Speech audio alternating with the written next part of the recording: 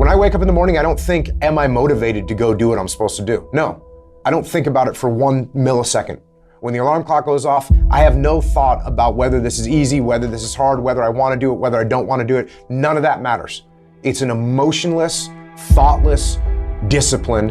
When the alarm clock goes off, you get up, you get out of bed, and you go do what you're supposed to do. I don't care how it feels. I don't care if it's easy or hard. It doesn't even matter to me.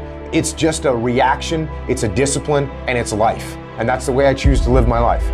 It is not what you perceive about me. It's what I perceive about me. It's not what they say about you that matters. It is what you say about you that threatens your destiny. You will never be defeated by what they say about you. You will be defeated by what you say about you. The difference between successful people and non-successful people is here. You have to change this. So if you're at a place in your life and you ain't happy with it, you have to change some things.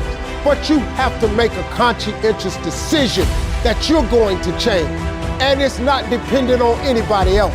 It don't matter what your mama think. It don't matter what your coworkers think. It don't matter what your siblings think. It don't matter what your children think. It don't matter. They have nothing to do with it. This decision is yours and yours alone. Your hardships, your challenges, your situation will either be the reason you don't make it, or it will be the story you tell when you do make it, and you get to make that choice. Those of you that are achieving, one of the reasons the achievement is slowed down is you've allowed yourself to feel less desperate. When you were broke and starting your business, or when you were brand new in your relationship and you were desperate to get her to love you, or desperate to get him to love you, you took massive, big action. How many of you are moms in the room? Raise your hand. If you woke up tomorrow morning and your baby wasn't in their bed, would you be desperate right away, yes or no?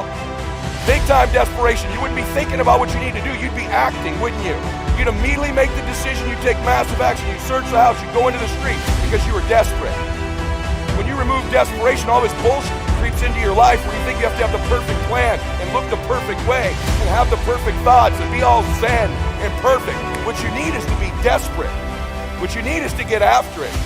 Your imagination, you the only one can see it. You're the only one can see it. The problem with your imagination, though, is you tell it to the wrong people. How many times have you had this really incredible idea and you took it to your family and your friends? You shared it with them and they shot it down. You know why they shot it down? Because they couldn't see it. See, all this stuff you've been imagining, you ought to start working on it. Your real life is in your imagination. Dust off your imagination and just go for it. You got to try. Quit waking up thinking you ain't got no say-so in your life. You have a choice in this matter. You can't stop what happened to you, but you can doggone sure do something about what happened to you. Life is 10% what happened to you, is 90% what you do about it.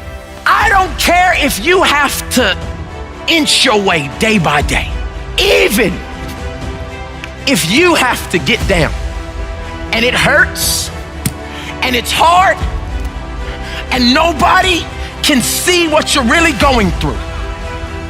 If you don't quit. If you want to know something about yourself, sit on your bed one night and say, what's one thing I'm doing wrong, that I know I'm doing wrong, that I could fix, that I would fix? You meditate on that, you'll get an answer. And it won't be one you want, but it'll be the necessary one. Everything that's happening to you is God is processing. Every difficult moment you're having, He's just processing it. That's all He's doing. Everything you're going through is preparing you for what you ask God for. And if you need to be tough when you get to where you're going, then He gonna toughen you. If you gotta be more caring along the way, He gonna let you have some trials come your way that's gonna have to produce that in you. If you want to begin to move, you've got to clear your mind of all the unnecessary luggage and baggage that's weighing us down.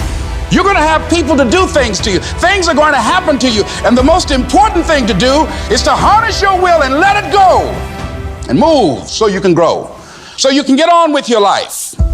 It doesn't matter about what happens to you. What matters is, what are you going to do about it?